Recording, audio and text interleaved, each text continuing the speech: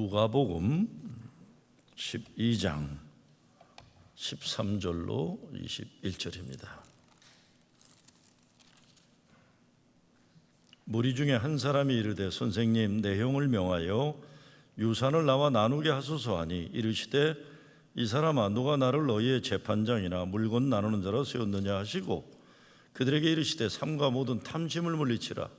사람의 생명이 그 소유에 넉넉한 데 있지 아니하니라 하시고 또 비유로 그들에게 말하여 이르시되 한 부자가 그 밭에 소출이 풍성하매 심중에 생각하여 이르되 내가 곡식 쌓아둘 곳이 없으니 어찌할까 하고 또 이르되 내가 이렇게 하리라. 내 곡관을 헐고 더 크게 짓고 내 모든 곡식과 물건을 거기 쌓아두리라. 또 내가 내 영혼에게 이르되 영혼아 여러 해 쓸 물건을 많이 쌓아두었으니 평안히 쉬고 먹고 마시고 즐거워하자 하리라 하되 하나님은 이르시되 어리석은 자여 오늘 밤에 내 영혼을 도로 찾으리니 그러면 내 준비한 것이 누구의 것이 되겠느냐 하셨으니 자기를 위하여 재물을 쌓아두고 하나님께 대하여 부여하지 못한 자가 이와 같으니라. 아멘. 별난 사람들이 다 예수님을 찾아옵니다. 오늘 말씀에서는 이 부모 유산 때문에 형하고 갈등이 있어서 그거 좀 해결해 달라고 예수님을 찾아온 사람이 있습니다. 예수님 이렇게 말씀하시죠. 이 사람아 누가 나를 너희의 재판장이나 물건 나누는 자로 세웠느냐. 그리고 하시는 말씀이 삼가 모든 탐심을 물리치라. 사람의 생명이 그 소유에 넉넉한 데 있지 아니하니라 말씀합니다. 벌써 오래된 일이지만 한국 교계에서 한동안 총부론과 총빈론의 논쟁이 있었습니다. 장로교 목사 김동호 목사님이 깨끗한 부자라는 책에서 깨끗한 부자의 중요성을 말했습니다. 하나님이 믿고 맡길 만한 부자가 되어야 한다 그랬어요. 하나님의 뜻에 따라 재물을 쓰는 부자의 사회적 책임을 말했습니다. 이 총부론입니다. 정직하고 깨끗하게 돈을 벌어서 그 일정한 몫을 교회와 이웃을 위해 선하게 사용하고 남은 재물을 가지고 자신을 위해 감사한 마음으로 쓰라는 겁니다. 정직하게 벌고 하나님의 뜻대로 벌었으면 돈은 선이 되고 복이 된다는 것입니다. 정직하게 많이 벌어서 하나님과 이웃을 위해 큰일을 하는 부자가 되는 것 기독교인에게 좋은 것이라고 말했습니다. 그래서 그분은 오래전에 탈북자들이 자립하도록 돕는 회사를 만들어서 좋은 일도 많이 하고 우리 개신교 속에서 참 좋은 일들을 많이 하는 분으로 존경받는 목사님이십니다. 그런가 하면 그 당시 워싱턴 한인교회에서 목회를 하던 감리교 목사 김영복 목사님이 바늘길을 통과한 부자, 그리스도인 부자로 살아도 되는가라는 책을 써서 총빈론의 중요성을 말했습니다. 김영복 목사님은 그리스도인들은 부자가 되려고 노력하면 안 되고 자원하여 청빈하게 가난한 자로 살아야 한다고 강조했습니다. 깨끗하게 돈을 벌고 이웃과 나눠야 한다는 총부론의 주장에는 동의하지만 구제하고 남은 것 가지고 삶을 즐기는 건 안 되고 다 하나님과 이웃을 위해 최대한 써야 한다 이렇게 말했습니다. 저는 김동호 목사님의 총부론은 혼탁한 부패한 세상 속에 들어가 살면서도 책임 있는 신앙인이 가져야 하는 현실적인 책임의 중요성을 제시한다고 높이 평가합니다. 김영복 목사님의 총빈론은 예수님 가르침의 이상을 지키는 중요성을 제시해요. 총부론은 자본주의 시스템에서 책임 있게 살아보려는 노력이라면 총빈론은 자본주의건 사회주의건 어느 체제에서도 예수님의 원칙을 지켜야 한다는 그런 주장입니다. 그런데 깨끗한 부자라는 것이 농사져 가지고 땀 흘려 버는 정도의 부자라면 모르지만 기업 차원에 들어가기 시작하면 자본주의 사회에서 기업가와 노동자의 관계도 있고 최대의 이익을 남겨야 되는 자본주의 원칙이 있고 그리고 경제와 정치가 결탁하는 일도 있고 여러 구조적 모순이 동반되기 때문에 깨끗한 부자가 된다는 것 재벌 중심 경제라든가 이런 상황에서 어려운 겁니다. 여러분 미국에 돈을 제일 많이 버는 아마존이거나 이런 데 세금 거의 안 내잖아요. 많이 버는 사람일수록 더 많이 내야 될 것 같은데 진짜 많이 버는 사람들은 오히려 안 내요. 그저 뭐 30만 불, 40만 불, 50만 이런 사람들은 내는지 모르지만 수억 불 버는 빌리어네어들은 세금 거의 안 내고도 사는 거예요. 이런 구조에서 깨끗한 부자란 건 뭔가 생각하지 않을 수 없죠. 청빈론 역시 잘못하면 세상은 변하지 않는데 자기 혼자 깨끗한 인간으로 만족하는 함정에 빠질 수 있어요. 그리고 청빈이라는 게 어느 수준을 얘기하는 것도 한번 얘기해 봐야 되는 겁니다. 다만 어떤 경우라도 깨끗하게 살고자 하는 목적에 대해서는 우리 모두 추구해야 할 신앙의 과제인 건 분명합니다. 요한웨슬레는, 감리교 청자 요한웨슬레는 벌 수 있는 대로 벌어라, 저축할 수 있는 대로 저축해라. 그리고 뭐라고 합니까? Give all you can. 할 수 있는 대로 다 나눠줘라 그랬어요. 웨슬레는 자본주의 구조를 거부한 적이 없어요. 웨슬레는 사실은 영국에 미국이 식민지로 있을 때 독립운동도 반대했어요. 그 사람은 어떤 시스템 바꾸는 것에 대해서, 구조적 악에 대해서는 조금 별로 그렇게 큰 관심은 없었던 것 같아요. 다만 자본주의 경제 구조에 살면서도 분명한 원칙이 있었는데 모든 것이 하나님의 것이라는 거예요. 하나님의 것이기 때문에 하나님이 기뻐하신 일에 재물을 써야 한다고 했습니다. 그분이 이렇게 감리교에 대한 생각이란 그래서 이렇게 적었습니다. 감리교회는 어디서나 부지런하고 겸손하다. 그 결과 그들은 재물을 축적하게 된다. 그에 비례해서 자존심, 분노, 육신의 정욕, 안목의 정욕, 이생의 자랑도 커져간다. 그래서 종교의 모양은 남지만 그 정신은 재빨리 사라지고 간다 그랬어요. 돈을 벌면 벌수록. 그리고 과연 무슨 방도를 취해야 우리의 돈이 우리를 지옥에 빠지도록 만들지 못할 것인가? 여기에는 한 가지 방법이 있는데 하늘 아래 또 다른 방법은 없다. 만일 할 수 있는 대로 많이 벌어라와 할 수 있는 대로 많이 저축하는 사람들이 그와 마찬가지로 할 수 있는 대로 많이 주오라를 지킨다면 더 많이 벌수록 그들은 더욱더 은혜 안에 자랄 것이며 더욱더 많은 보화를 하늘에 쌓게 될 것이다. 무슨 말인지 알 것 같아요, 그렇죠? 근데 솔직히 말씀드리면 이게 무슨 말인가 사실 좀 어느 정도 조그만 차원에서는 가능하지만 아마 웨슬리도 이 시대처럼 대기업 이런 건 상상도 못했을 거라고 생각해요. 동네에서 그냥 빵집 하면서 돈 버는 거나 뭐 이런 거 생각했겠지 오늘날의 경제 구조는 웨슬리도 생각은 못했을 거라고 봐요. 그렇지만 이게 중요합니다. 요한 웨슬리의 이 물질에 대한 원칙 때문에 어떤 역사학자가 이렇게 말해요. 영국이 유럽을 휩쓸었던 공산혁명의 영향을 받지 않았던 것은, 그건 사실입니다. 프랑스나 다 공산혁명의 영향을 받고 일어났지만 영국은 아니었어요. 그 이유는 웨슬리가 시작한 감리교 운동이 이미 영국 사회 바닥에서 공산당들이 말하는 것보다 실제적으로 더 가난한 사람들을 위하고 더 소외되고 억울함 당한 사람들, 도시빈민과 노약층들에게 예수 그리스도의 사랑으로 더 큰 영향을 끼치고 있었기 때문이라고 평가한 겁니다. 여러분, 웨슬레는 월급이 올라갔어요. 아무리 월급이 올라가도 웨슬레는 쓸 만큼만 쓰고 다 처음엔 11조, 12조, 13조 다 드리는 거예요. 나중에 죽을 때는 성경하고 안경인 것밖에 없었대죠.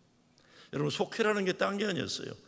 정확하게 자기들이 속회비를 내서 구제 사업에 쓸 수 있기 때문에 그 지역에서 바닥에서부터 교회가 있는 지역, 감리교가 있는 지역은 가난한 사람들, 빈민들의 삶이 발전하고.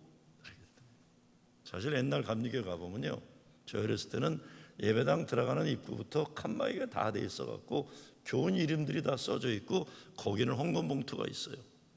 헌금 봉투에 11조부터 다 체크가 돼 있어서 당신 언제 안 냈습니다라는 게 유사부에서 기록을 해서 줬어요. 아, 나 안 냈구나, 이거 내야 되겠구나. 철저하게 그렇게 했던 거죠.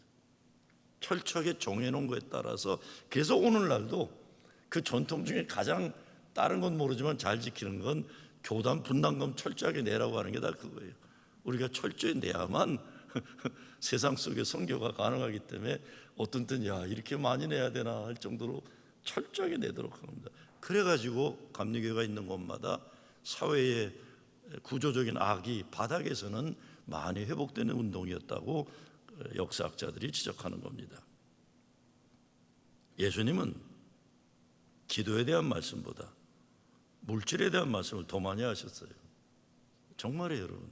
성경 이렇게 보시면 기도에 대한 거는 별로 말씀 안 하셨어요. 그냥 기도하셨죠. 그런데 물질에 대해서는 많이 말씀하셨어요. 가장 중요한 말씀 가운데 하나가 내 보물이 있는 그곳에 내 마음도 있다 그랬어요. 마음이 있는 곳에 재물이 아니라 재물이 있는 곳에 마음이 있는 거예요. 그러니까 여러분이 버는 돈 1,000불이면 1,000불을 어디다 어떻게 쓰는가 이렇게 잘 보게 되면 여러분의 마음이 어디 있는가를 알 수가 있는 거예요.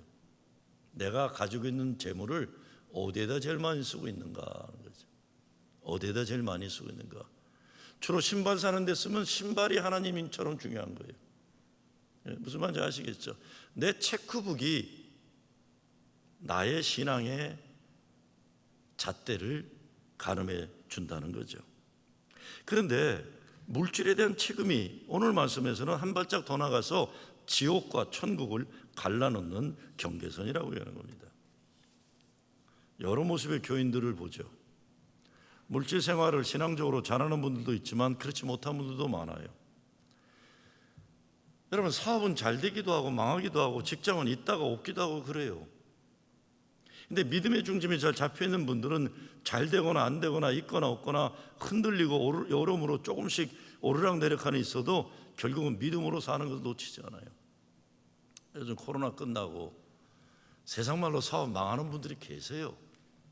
사업 망하는데도 오늘도 일부 예배에서 보니까 사업 다 접은 분들인데 찬송 부르면서 박수 치시더라고요. 내가 아이고 저분 참 대단하시다. 사업 망했어요. 이민 와가지고 정말 열심히 해갖고 다 했는데 코로나 이후에 망한 사업들 많잖아요. 여러분 그거 아세요? 코로나 때 주로 한국 사람들이 하는 사업은 정부 보조가 제일 적더라고요. 그거 아세요? 이 정치란 세계가 무서워요. 이탈리안들이나 뭐 중국인들이나 정치 역량이 많은 사람들 사업은 그래도 정부 지원이 넉넉해요. 주로 한국 사람들이 많이 하는 사업이 많이 타격을 입었더라고요. 그런데 웃으면서 찬양을 하시는 걸 보고 제가 부르다가 가슴이 짠했었어요. 왜? 먹고 사는 건 오르락내리락 하기도 하잖아요. 그런가 하면 잘 되면 교만해지고 안 되면 내리막길에서 올라오지 못하고 원망하고 내가 예수 헛믿었다 또 하나님 탓하는 사람들 있어요. 이를 결정하는 것은 믿음의 중심이에요. 앉고 서고 일어나고 주저앉는 것 인생 여정의 훈련 과정인데 그 훈련을 잘 받아서 정금같이 나오는 분들이 있고 그렇지 못한 분들이 있어요. 판가름하는 잣대는 내 인생 모든 것의 주인은 하나님이라는 믿음이고 내 영원한 생명의 주관자 주인은 예수 그리스도라는 이 믿음입니다. 오늘 우리는 아주 기본적인 질문을 던져보지 않을 수 없습니다. 정말 물질의 풍부함이 행복을 약속하는가? 예수님은 아니라고 합니다. 잠언인가 전도서에 그런 얘기 나오죠. 너무 많아서 교만하지도 않게 하시고 너무 적어서 비굴하지도 않게 해주십시오. 이런 기도들이 있는 것처럼 바울이 얘기하는 자족하는 비결이지 물질 자체가 행복을 가늠하지는 않는다고 예수님 얘기합니다. 벌써 오래전에 연구 보고 있는데 오늘날 그대로 적용되리라 봐요. 오늘날 병원에 입원해 있는 청소년들의 과반수가 그게 자연적인 질병이 아니라 가족에서 만들어진 인간관계 그리고 마약, 술 이런 것 때문에 생긴 병이라는 게 꼭 있지 않아도 되는 병들. 그래서 이걸 가지고 아메리칸 메디컬 어소시에이션 의학협회하고 미국 교육협회에서 이렇게 평가했어요. Never before has one generation of American teenagers been less healthy, less cared for, or less prepared for life than their parents were at the same age. 그랬어요. 오늘날 미국의 청소년들은 그 어느 시대에 비해 자기 부모 세대보다 덜 건강하고 덜 돌봄을 받고 인생을 살아가는 데 필요한 준비가 부족한 세대이다. 그러면서 내리는 결론이 심각합니다. 오늘 이 세대가 가지는 역사의 모순은 이 청소년들이 살아가는 시대는 미국 역사 가운데 가장 물질적으로 풍족한 시대라는 거예요. 가장 물질적으로 풍족한 시대인데 less healthy, 덜 건강하고 less cared for, 덜 돌봄받고 인생 살아가는데 필요한 준비가 안 된 세대다 이렇게 얘기했어요. 참 기막힌 거죠. 기막힌 거예요. 예수님은 생명이 그 소유의 넉넉함에 있지 않다 말씀하세요. 삶과 모든 탐심을 물리치라. 사람의 생명이 그 소유의 넉넉한 데 있지 아니하니라. 이 말씀을 설명하면서 어떤 부자에 대해서 얘기하고 있어요. 부자인데 어리석은 부자다. 농사 잘 져가지고 풍년이 왔어요. 근데 기뻐하지 않고 고민을 해요. 이 곡식 어디다 쌓아둘까 고민하는 거예요. 부자가 되었으니까 가난한 사람들하고 나눠 먹을 고민을 한다든가 그런데 그런 고민이 아니에요. 어디다 쌓아둘까 고민이에요. 그러다가 헛된 열심을 부려서 곡간을 홀고 더 크게 짓고 모든 곡식과 물건을 쌓아둬요. 그러고는 야 이제 편안히 쉬고 먹고 마시고 즐거워하자. 근데 어떻게 됩니까? 예수님이 뭐라 그래요? You fool, 어리석은 자요. 오늘 밤에 내 영혼을 도로 찾으리니 그러면 내 예비하는 것이 네 것이 되겠냐. 이게 굉장히 고상한 말 같지만 한마디로 우리나라 말로 하면 너 죽었다는 겁니다. 그날 죽었다라는 거예요. 그날 죽었다. 그날 죽었어요 그 사람. 그렇게 정말 그렇습니다. 그냥 죽어요 그렇게 우리. 오늘 예수님 우리들에게 삶의 의미와 목적을 제대로 정립하도록 말씀하고 계세요. 삶과 모든 탐심을 물리치라. 사람의 생명이 그 소유에 넉넉한 데 있지 아니하니라. 다른 번역에 보면 재산이 차고 넘치더라도 사람의 생명은 거기에 달려있지 않다라고 했어요. 많이 있어서 기쁘고 감사하게 살 수 있는 사람은요 없을 때도 없는 가운데도 감사하고 기쁠 수 있는 사람이에요. 사도 바울처럼 자족하는 비결을 터득했으니까요. 많이 있어도 귀한 줄 모르고 감사할 줄 모르는 사람은 없을 때는 더더욱 그런 거예요. 그러나 있거나 없거나 사람의 생명이 그것에 달려있지 않다고 하시는 예수님의 말씀은 우리에게 참 중요한 도전입니다. 이 사람 문제가 뭡니까? 오늘 성경 잘 들여다보면 모든 것이 나예요. 나 I 6번을 얘기해요. 내 소출, 내 곡간, 내 곡식 다 자기예요. 다 자기. 거기에는 하나님이 이 소출을 주셨다 이런 고백이 없어요. 내 땅에서 일하는 노동자들이 고생에 땀 흘린 보람이다 이런 얘기 없어요. 내가 이렇게 농사 잘 질 수 있도록 여기 경찰관들이 잘 보호해서 이런 거 전혀 없어요. 다 나. 다 나예요, 나. 이거 엄격하게 얘기하면 성경적으로 다 하나님 소유의 땅은 인간은 영원한 소유권이 없어요. 청지기로서 관리할 것만 있는 거예요. 근데 다 자기 거라고 생각하는 거예요. 자기를 넘어서는 세상을 생각하지도 못하는 겁니다. 여러분 우리 영어 이메일 보내고 그럴 때 제일 많이 접근하는 게 뭡니까? I 랭귀지 자꾸 지우는 거예요. 나. 제가 목회수당 같은 거 쓸 때도 마지막 작업은 제가 하는 거 다 지워요. 나에 대한 거 다 지워야 돼요. 왜? 내가 너무 많이 나오면 안 되기 때문에. 소출이 풍성함에 심중에 고민했다. 여러분 우리 살아보면서요 이 남들과 나눠 먹는 재미로 사는 거 아니에요? 있으면 제가 이 사택 여기 제 집에 여기 바로 붙어 있어요. 여기. 바로 붙어 있어요. 옛날에 목사님은 문 열고 들어가서 주무셨다 그러더라고요. 새벽 끝나고. 여기 사니까 좋은 게 뭐예요?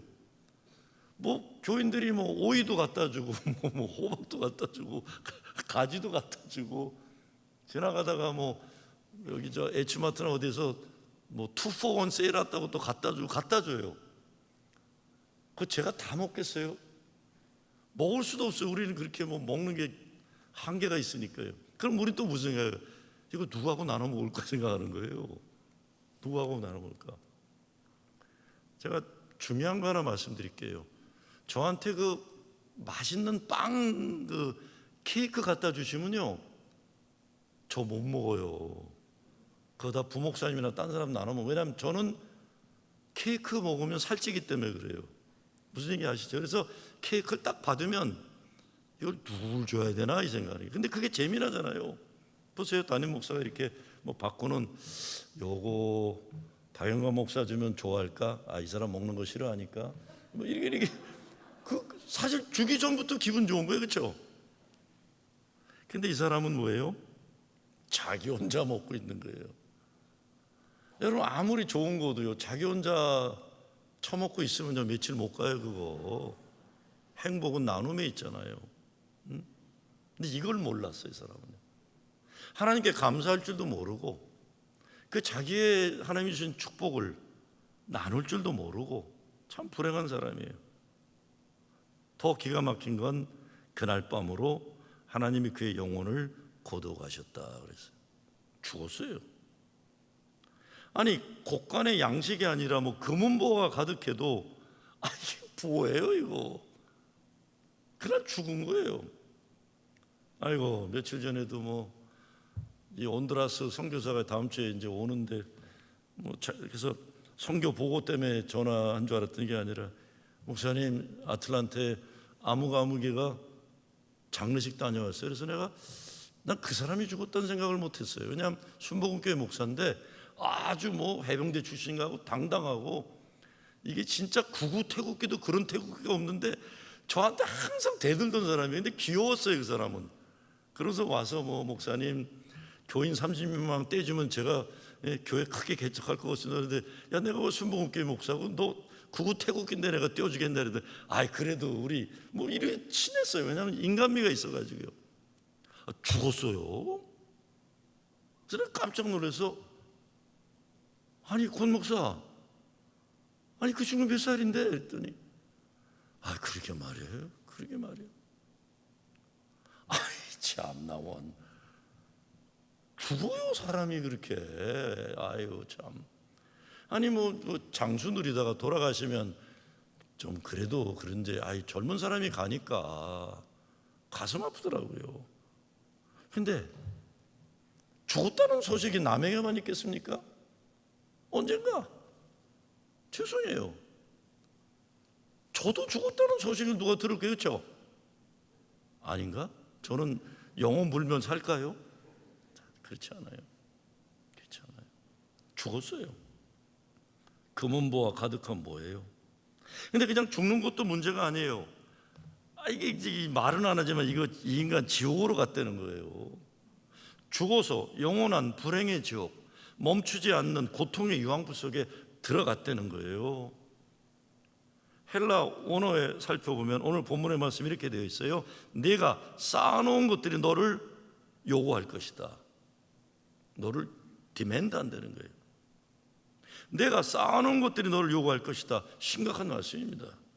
말하자면 내가 쌓아놓은 것들이 너를 삼켜버릴 것이다. 좀 부드럽게 얘기하면 내가 가진 인생의 소유를 내가 어떻게 사용하는지에 따라 내 인생은 지옥이냐 천국으로 결정될 것이다, 이런 겁니다. 와, 진짜예요, 진짜. 예수님은 풍년 든 거, 곡간이 넙친 거, 이거 아무 말 안 하셨어요.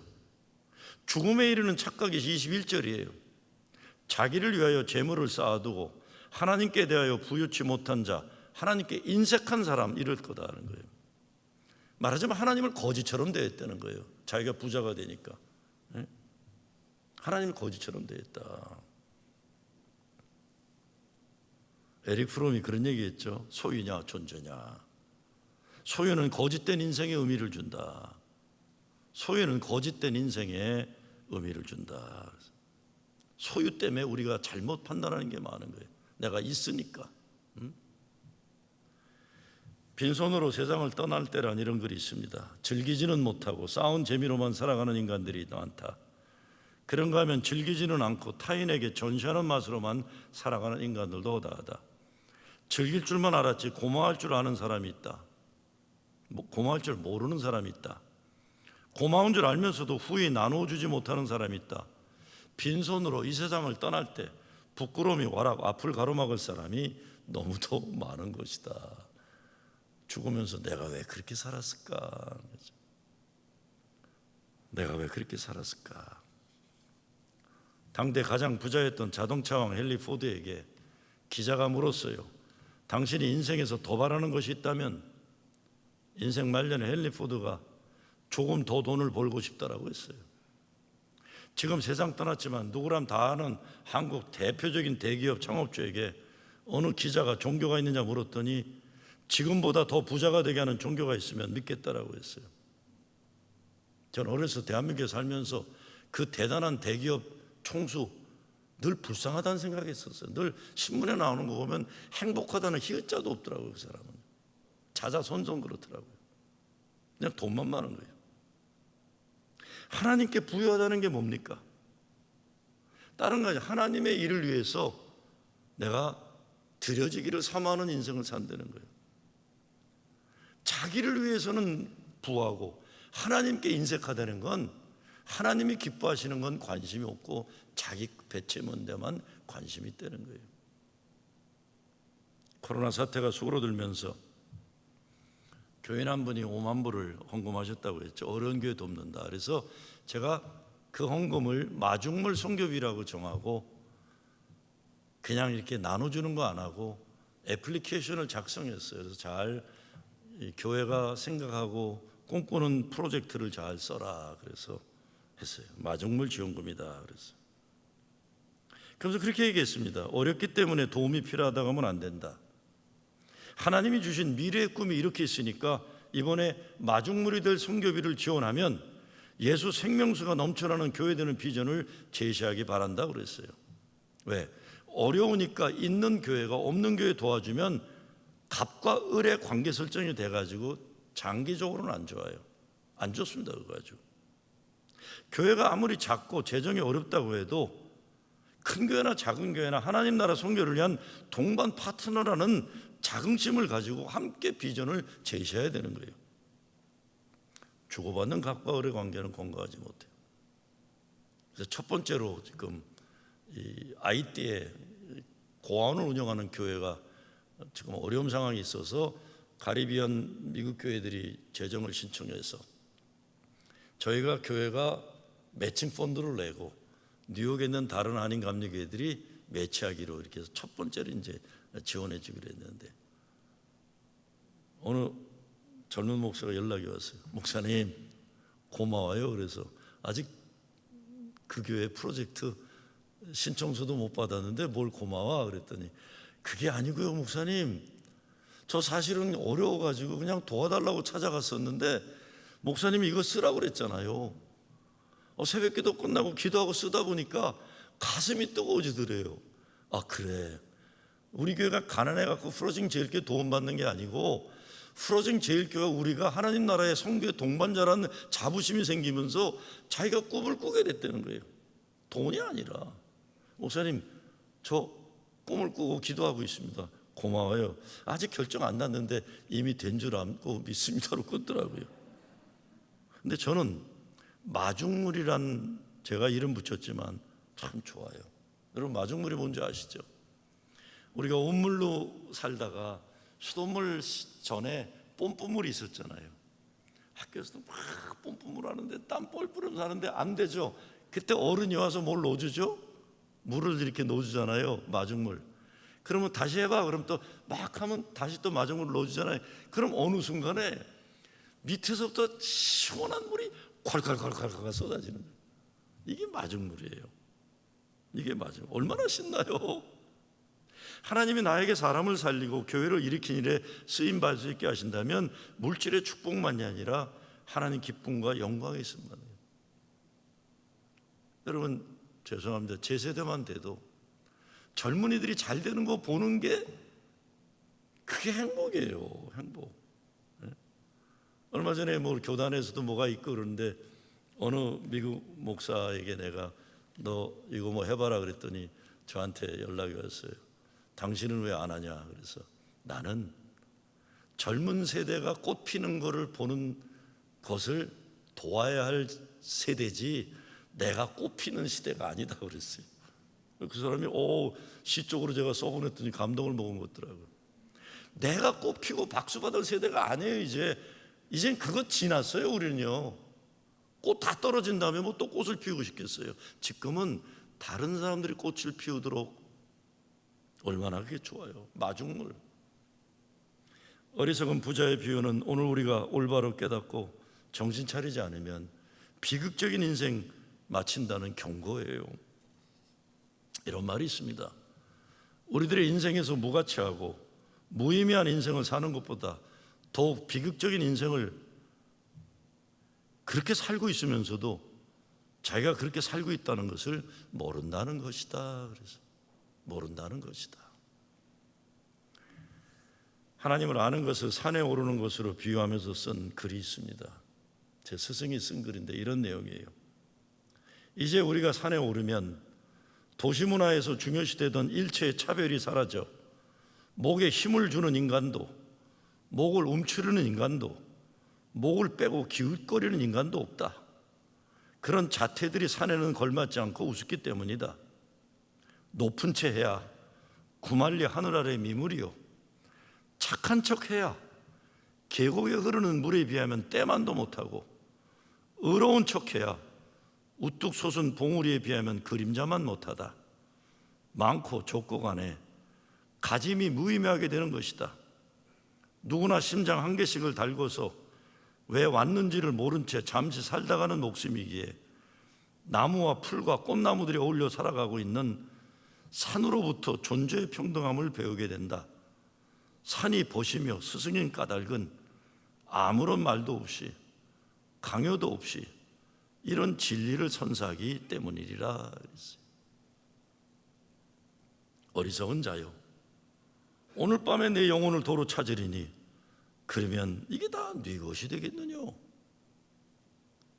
세상 헛되고 부질없는 버려야 할 것 과감히 버리고 오직 하나님 거룩한 손에 붙잡혀서 아름답고 거룩한 인생의 진짜 영적인 부자가 되는 여러분 되시길 주의 이름으로 축원합니다.